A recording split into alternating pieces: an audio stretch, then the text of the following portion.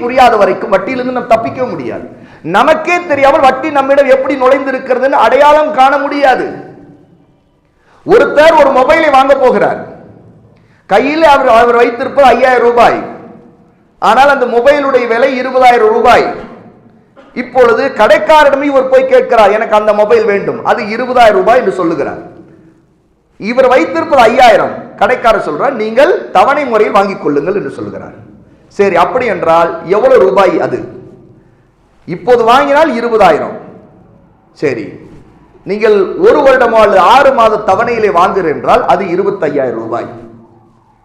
சரி, அது எப்படி நான் கட்ட வேண்டும்? மாதம் மாதம் நீங்கள் இவ்வளவு ரூபாய் கட்ட வேண்டும் என்று சொல்லுகிறார். இவருக்கு அந்த மொபைல் வேண்டும். இப்பொழுது இவர், நான் 5000 ரூபாய் இப்போது கொடுத்து விடுகிறேன், மாதம் மாதம் அந்த 25000 ரூபாய்க்குள்ளது நிறைவேறும் வரைக்கும் நான் சீக்கிரமா கொடுத்து முடித்து விடுகிறேன் என்று வாங்குகிறார். இதில் ஒரு பிரச்சனையும் அல்ல. இது மார்க்கத்தில் அனுமதிக்கப்பட்டது. இது தவணை முறை வியாபாரம்.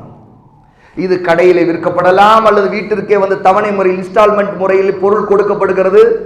ஒரு பொருள் அந்த நேரத்தில் ஒரு விலையாக இருக்கும், ஆனால் இன்ஸ்டால்மெண்ட் மூலமாக தாமதப்படுத்தி அந்த பொருளுடைய லாபத்தை அடைகிறவர் அதற்காக காத்திருப்பதால் அந்த வியாபாரத்தில் அந்த பொருளுடைய விலையை அவர் கூட்டி வைப்பார். அப்படி கூட்டி அவர் வைப்பது மார்க்கத்தில் ஆகுமானது. மார்க்கம் அனுமதித்திருக்கிறது. ரசூலுல்லாஹ்வுடைய காலத்தில் அதற்கான ஆதாரங்கள் இருக்கிறது. உலமா அதை அனுமதித்திருக்கிறார்கள். இது தவறல்ல. தவணை முறையில் கொஞ்சம் கொஞ்சமாக வசூலித்துக் கொள்வது. ஆனால் அந்த விலை முன்பே நிர்ணயிக்கப்பட வேண்டும். நிர்ணயித்ததற்கு மேலாக கூடுதலாக வாங்கப்படக்கூடாது.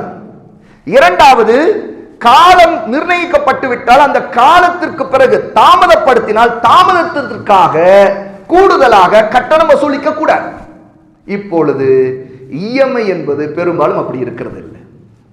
ஏனென்றால் தாமதத்துக்கு பிறகு கட்டணம் வசூலிக்கப்படுகிறது. அதற்கு கிரெடிட் கார்டு என்று யூஸ் பண்ணப்படுகிறது. அந்த கிரெடிட் கார்டுடைய அமைப்பு அதில் நாம் ஒப்பந்தமாக ஏற்றுக்கொள்வதே, இந்த குறிப்பிட்ட தேதியில் நான் இவ்வளவு ரூபாயை கட்டவில்லை என்றால் இதற்கு நீங்கள் வட்டி போட்டால் அந்த வட்டியை நான் கட்டுகிறேன் என்ற ஒப்பந்தம் அதில் இருக்கிறது. ஆகவேதான் உலமா கல்வியாளர்கள் கிரெடிட் கார்டு ஹராம் என்று சொன்னார்கள்.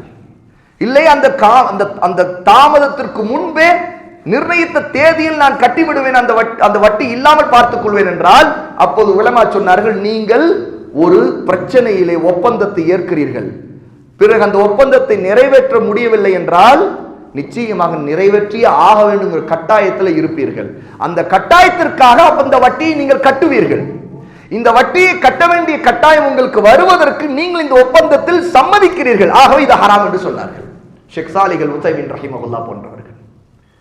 நீங்கள் கட்டாமலே இருந்தீர்கள் என்றால், அதாவது நிர்ணயித்த தேதிக்கு வருவதற்கு முன்பே நீங்கள் கட்டுவதன் மூலமாக அதில் தப்பித்தீர்கள் என்றால் நீங்கள் வட்டியை கட்டவில்லை, அந்த குற்றம் உங்களிடம் வராமல் பார்த்து கொண்டீர்கள். ஆனால் நீங்கள் எடுத்துக்கொண்ட முயற்சி, கொடுத்த வாக்குறுதி இருக்குதே, அது ஒரு பாவத்திற்கு நீங்கள் சம்மதித்தது ஒரு வாக்குறுதி. நீங்கள் பிறகு பாவத்திலிருந்து தப்பிப்பது வேறு, ஆனால் என்ன நடக்கும் என்பது வேறு. நீங்கள் தாமதம் மறதியினாலோ எதுவினாலோ இருந்தாலும் நீங்கள் வட்டிக்கு வியாபாரம் செய்வதுடன் நீங்கள் ஒப்பந்தம் செய்கிறீர்கள், நான் தாமதித்தால் உங்களுக்கு வட்டியை கொடுக்கிறேன் என்று வாக்களிக்கிறீர்கள். ஆகவேதான் கிரெடிட் கார்டு கல்வியாளர்கள் அதிகமானவர்கள் அது ஹராம் என்று சொன்னார்கள். ஏனென்றால் ஒரு முஸ்லீம் தன்னை அப்படி ஒரு நிலைமையில் கொண்டு போய் சிக்க வைக்கிறான், அதற்கு சம்மதிக்கிறான். அவன் நாளை ஏதேனும் சில காரணங்களால் தவறிவிட்டால் நிச்சயமா அவன் கட்டுவான் என்கிற நிலையை அவனை ஏற்றுக்கொள்கிறான் என்று சொன்னார்கள். ஆக வட்டியுடைய வடிவங்கள் பல வழிகளில் பல பெயர்களில் இருந்தாலும் அடிப்படை ஒன்றுதான். ஒரு நாணயத்தை அல்லது ஹதீஸ்களில் ரசூலுல்லாஹ் சொல்லி இருக்கிற தங்கம், வெள்ளி, கோதுமை, பார்லி, உப்பு போன்ற பொருள்களை அதனுடைய அளவு, எடை, தரம், அதை கைமாற்றம் செய்யும் பொழுது, பரிவர்த்தனை செய்யும் பொழுது ஒருவர் அதில் கூடுதலை செய்தால், அனுபவித்தால் அது வட்டி. ஆகவேதான் அது வியாபாரம் என்று சொல்லப்படாது, அதுக்கு பேர் வட்டி.